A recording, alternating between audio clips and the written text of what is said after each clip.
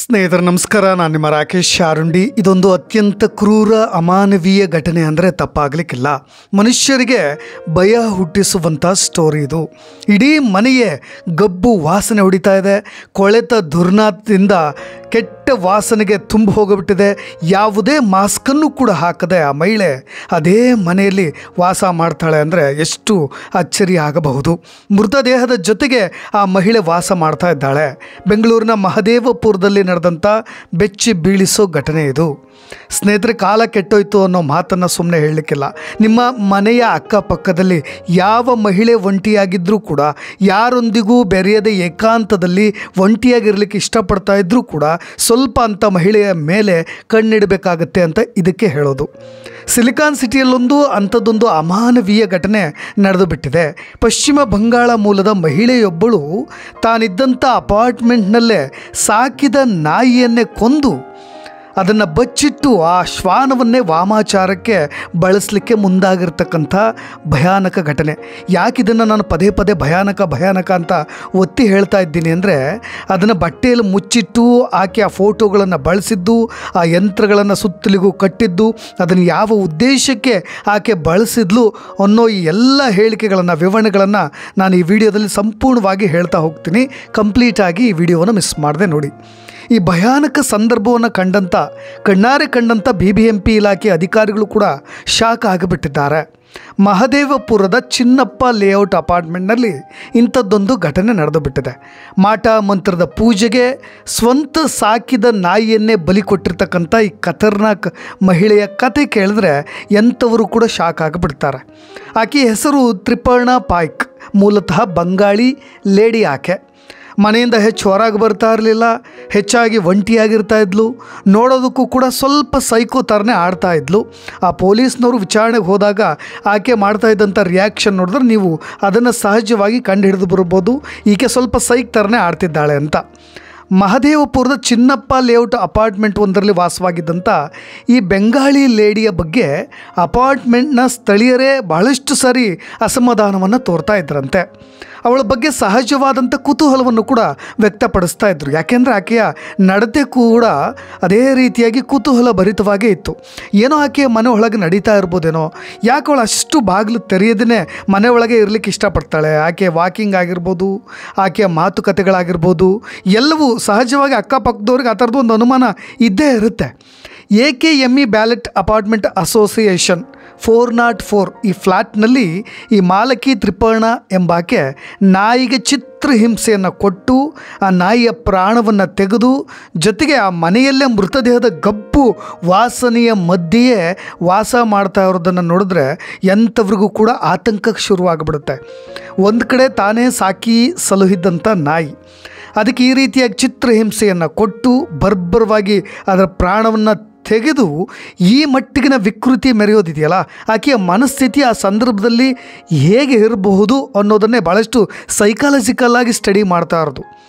ಮೂಕ ಶ್ವಾನ ಪ್ರಾಣಿ ದಾರುಣವಾಗಿ ಪ್ರಾಣ ಬಿಟ್ಟುಬಿಟ್ಟಿದೆ. ಬಳಿಕ ಆಕೆಯ ನಿರ್ಧಾರ ಏನಿದೆ ನೋಡಿ, ಸತ್ತ ನಾಯಿಯೊಂದಿಗೆ 2 ದಿನ ಅಲ್ಲೇ ವಾಸವಾಗಿದ್ದಾಳೆ. 2-3 ದಿನದ ಬಳಿಕ ಅಪಾರ್ಟ್ಮೆಂಟ್ ಫ್ಲ್ಯಾಟ್ನಿಂದ, ಈ 404 ಫ್ಲ್ಯಾಟ್ನಿಂದ ದುರ್ವಾಸನೆ ಬರಲಿಕ್ಕೆ ಶುರುವಾಗಿದೆ. ಆರಂಭದಲ್ಲೇ ಆ ರೂಮ್ ಮೇಲೆ ಒಂದಿಷ್ಟು ಅಕ್ಕಪಕ್ಕದವ್ರು ಯಾವಾಗಲೂ ಕೂಡ ಕಣ್ಣಿಟ್ಟಿದ್ರು.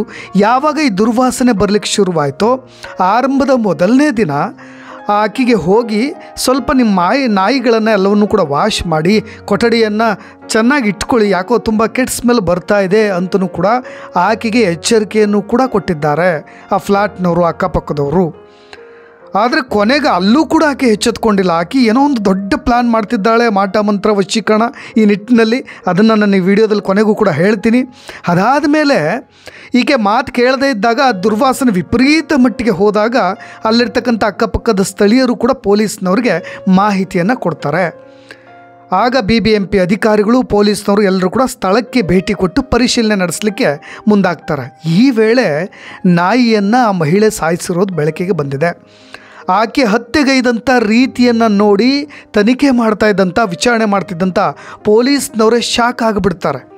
ಯಾಕೆ ಅಂದರೆ BBMP ಅನಿಮಲ್ ಹಸ್ಬೆಂಡ್ರಿ ಸಹಾಯಕ ನಿರ್ದೇಶಕರು ಜೊತೆಗಿದ್ದರು, ಪ್ರಾಣಿ ಪ್ರಿಯರಿದ್ದರು, ಜೊತೆಗೆ ಪೊಲೀಸ್ನವರಿದ್ದರು. ಎಲ್ಲರೂ ಕೂಡ ಒಳಗಡೆ ಆರಂಭದಲ್ಲಿ ಆ ರೂಮ್ ಒಳಗೆ ಎಂಟ್ರಿ ಕೊಡ್ತಾ ಇದ್ದಂತೆ ಶಾಕ್ ಆಗಿಬಿಡ್ತಾರೆ. ಒಂದು ಕಡೆ ಮನೆಯಲ್ಲಿ ಊಟ ಇಲ್ಲದೆ 2 ಶ್ವಾನಗಳು ಬಳಲ್ತಾ ಇವೆ, ಮತ್ತೊಂದು ಶ್ವಾನ ಜೀವವನ್ನೇ ಬಿಟ್ಟು ಗಬ್ಬು ನಾರ್ತಾ ಇದೆ. ಇಡೀ ಕೊಠಡಿಯಲ್ಲಿ ನಿಂತ್ಕೊಳ್ಳಿಕ್ಕಾಗ್ತಾ ಇಲ್ಲ ಅವ್ರಿಗೆ. ಅಕ್ಷರಶಃ ಬಟ್ಟೆಗೆ ಅಂದರೆ ಆ ಮೂಗಿಗೆ ಬಟ್ಟೆಯನ್ನು ಮುಚ್ಕೊಂಡು ಓಡಾಡ್ತಾ ಇದ್ದಾರೆ. ಆದರೆ ಈ ಮಹಿಳೆ ಮಾತ್ರ ಲೀಲಾಜಾಲವಾಗಿ ಕಂಫರ್ಟ್ ಝೋನಲ್ಲಿ ಆರಾಮದಾಯಕವಾಗಿ ಆ ರೂಮ್ನಲ್ಲಿ ಓಡಾಡ್ಕೊತಾ ಇದ್ಲು. ಹಾಗಾಗಿ ಈ ಸ್ಮೆಲ್, ಕೆಟ್ಟ ಸ್ಮೆಲ್, ದುರ್ನಾಥದ ವಾಸನೆ ಅಂತಲೇ ಅನ್ನಿಸ್ತಾ ಇಲ್ಲ. ಆ ಮಹಿಳೆ ಈ ಶ್ವಾನವನ್ನು ಕೊಂದಿರೋ ಉದ್ದೇಶ, ದುರುದ್ದೇಶ ಎಲ್ಲವೂ ಕೂಡ ಗೊತ್ತಾಗಿದೆ. ಅದಕ್ಕೋಸ್ಕರವಾಗಿ ಆ ನಾಯಿಯನ್ನು ಈಕೆ ಬಳಕೆ ಮಾಡ್ಕೊಳ್ತಾ ಇದ್ದಾಳೆ ಅನ್ನೋ ಶಂಕೆ ಸ್ಪಷ್ಟವಾಗಿ ಗೊತ್ತಾಗುತ್ತೆ. ಯಾಕೆಂದರೆ ಇದಕ್ಕೂ ಮುಂಚೆ ಆಕೆ ಒಟ್ಟು 4 ಲ್ಯಾಬ್ರಡಾರ್ ನಾಯಿಯನ್ನು ಸಾಕ್ತಾ ಇದ್ದಿದ್ದು. ಒಂದು ಈಗಾಗಲೇ ಕೊಂದು ಹಾಕಿಬಿಟ್ಟಿದ್ದಾಳೆ, ಇನ್ನೊಂದು ಈಗ ಕೊಂದು ಅದನ್ನು ಬಟ್ಟೆಯಲ್ಲಿ ಸುತ್ತು ಇಟ್ಟಿದ್ಲು. ಇನ್ನೆರಡು ಅಕ್ಷರಶಃ ಅವು ಕೂಡ ಭಾಳಷ್ಟು ಆಗಲೇ ಪ್ರಾಣವನ್ನು ಕಳೆದುಕೊಳ್ಳುವ ಸ್ಥಿತಿಗೆ ಬಂದುಬಿಟ್ಟಿದ್ದಾವೆ. ಯಾಕೆಂದರೆ ವಾಕಿಂಗ್ ಇಲ್ಲ, ಜಾಗಿಂಗ್ ಇಲ್ಲ, ಜೊತೆಗೆ ಅವುಗಳನ್ನು ಹೊರಗೆ ಕರ್ಕೊಂಡು ಹೋಗೋದಿಲ್ಲ, ಅವು ಮೂತ್ರ ವಿಸರ್ಜನೆಯೂ ಕೂಡ ಇಲ್ಲ, ಅದಕ್ಕೆ ಸರಿಯಾದಂಥ ಊಟವೂ ಇಲ್ಲ. ಸದ್ಯ ಅದಾದ ಮೇಲೆ ಆ ಮೃತದೇಹವನ್ನು ತೆರವುಗೊಳಿಸ್ತಾರೆ ಪಾಲಿಕೆ ಸಿಬ್ಬಂದಿಗಳು, ಮರಣೋತ್ತರ ಪರೀಕ್ಷೆ ಕಳಿಸ್ತಾರೆ, PM ರಿಪೋರ್ಟ್ ಕೂಡ ಬರುತ್ತೆ. ಅದಾದ ಮೇಲೆ ಗೊತ್ತಾಗಿರೋದು ನಾಯಿಗೆ ಚಿತ್ರಹಿಂಸೆಯನ್ನು ಕೊಟ್ಟು ಈಕೆ ಸಾಯಿಸಿಬಿಟ್ಟಿದ್ದಾಳೆ ಅಂತ. ಸದ್ಯ BBMP ಅಧಿಕಾರಿಗಳು ಮಹದೇವಪುರ ಪೊಲೀಸ್ ಠಾಣೆಯಲ್ಲಿ ದೂರನ್ನು ದಾಖಲಿಸಿಕೊಂಡಿದ್ದಾರೆ. ಮಹಿಳೆ ವಿರುದ್ಧವಾಗಿ FIR ಕೂಡ ದಾಖಲಾಗಿದೆ. ಈ ಸಂಬಂಧವಾಗಿ ಪೊಲೀಸ್ನವರು ತನಿಖೆ ಶುರು ಮಾಡ್ತಾ ಇದ್ದಾಗ ಕೆಲವೊಂದು ಅಚ್ಚರಿಯ ಅಂಶಗಳು ಕೂಡ ಬೆಳಕಿಗೆ ಬಂದಿದ್ದಾವೆ. ಈ ಮಹಿಳೆ ಆರಂಭದಲ್ಲಿ ಲ್ಯಾಬ್ರಡಾರ್ ನಾಯಿ 4 ನಾಯಿಗಳನ್ನು ಸಾಕಿದ್ಲು. ಅದರಲ್ಲಿ ಒಂದು ಈಗಾಗಲೇ ಕೊಂದುಬಿಟ್ಟಿದ್ದಾಳೆ. ಇನ್ನು ಕಳೆ ಬರದ ವಾಸನೆ ಬರ್ತಾ ಇದ್ದಂಥ ನಾಯಿಯ ಸುತ್ತಮುತ್ತಲು ಇಟ್ಟಿದ್ದಂಥ ಫೋಟೋಗಳು. ಸ್ನೇಹಿತರೆ, PM ರಿಪೋರ್ಟ್ ನೋಡಿದ್ರೆ ನೀವೆಲ್ಲರೂ ಕೂಡ ಶಾಕ್ ಆಗ್ತೀರಿ. ಯಾಕೆಂದರೆ ಆ ನಾಯಿಯ ಥ್ರೋಟ್ ಇದೆಯಲ್ಲ, ಅದು ಸ್ಲಿಟ್ ಆಗಿಬಿಟ್ಟಿದೆ, ಬೋನ್ ಫ್ರ್ಯಾಕ್ಚರ್ ಆಗಿದೆ. ಇನ್ನು 2 ನಾಯಿಗಳು ಒಂದು ಕಡೆ ಒದ್ದಾಡ್ತಾ ಇದ್ದಾವೆ. ಎಲ್ಲವೂ ಕೂಡ ಬ್ಲ್ಯಾಕ್ ಮ್ಯಾಜಿಕ್ ಮಾಡಲಿಕ್ಕೆ. ಒಂದು ಕಡೆ ಆ ಬಟ್ಟೆಯನ್ನು ಸುತ್ತಿಟ್ಟಿದ್ದಂಥ ನಾಯಿ, ಅದರ ಅಕ್ಕಪಕ್ಕದಲ್ಲಿ ಯಂತ್ರಗಳನ್ನು ಬರೆದಿಟ್ಟುಬಿಟ್ಟಿದ್ಲಂತ ಅವಳು. ಯಾಕೆಂದರೆ ಮಾಟ ಮಂತ್ರ ವಶೀಕರಣ ಮಾಡ್ತಕ್ಕಂಥ ಯಂತ್ರಗಳು, ರೂಮ್ ತುಂಬ ಎಲ್ಲ ದೇವ್ರ ಫೋಟೋ, ಆ ನಾಯಿಯ ಮೃತದೇಹ ಪತ್ತೆಯಾದಂಥ ಜಾಗದಲ್ಲೂ ಕೂಡ ಆ ಫೋಟೋಗಳು, ಇದೆಲ್ಲದರ ಮುಖಾಂತರವಾಗಿ ಆಕೆ ವಾಮಾಚಾರ ಮಾಡಲಿಕ್ಕೆ ಮುಂದಾಗಿದ್ಲು. ಆಕೆ ಯಾವ ಉದ್ದೇಶಕ್ಕೆ ವಾಮಾಚಾರ ಮಾಡಲಿಕ್ಕೆ ಮುಂದಾಗಿದ್ಲು ಅನ್ನೋದೇ ಇಂಟ್ರೆಸ್ಟಿಂಗ್.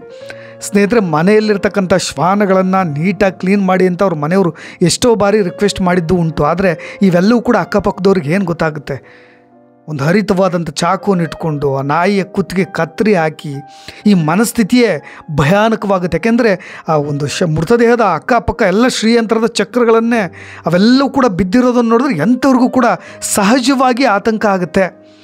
ಚಿತ್ರಹಿಂಸೆ ಕೊಟ್ಟು ಆ ನಾಯಿಯ ಪ್ರಾಣವನ್ನು ತೆಗೆದಿರೋದು. ಇನ್ನೊಂದು ಕಡೆ ವಿಚಾರಣೆಗೆ ಬಂದಾಗ ಕರ್ತವ್ಯಕ್ಕೆ ಅಡ್ಡಿಪಡಿಸಿದ್ಲು ಕೂಡ. ಈ ಥರದ ಮೃಗೀಯ ವರ್ತನೆಯನ್ನು ತೋರಿಸಿದಂಥ ಆ ಮಹಿಳೆಯ ವಿರುದ್ಧವಾಗಿ ಈಗ ಬಹಳಷ್ಟು ಜನ ಅಚ್ಚರಿಯನ್ನು ವ್ಯಕ್ತಪಡಿಸ್ತಾ ಇದ್ದಾರೆ. ಒಟ್ಟಾರೆಯಾಗಿ ಆಕೆ ಯಾವ ಉದ್ದೇಶಕ್ಕೆ ಆ ಶ್ವಾನಗಳನ್ನು ಬಳಸ್ಕೊಳ್ತಾ ಇದ್ಲು ಅನ್ನೋದು ತನಿಖೆಯಿಂದ ಗೊತ್ತಾಗಬೇಕಾಗಿದೆ.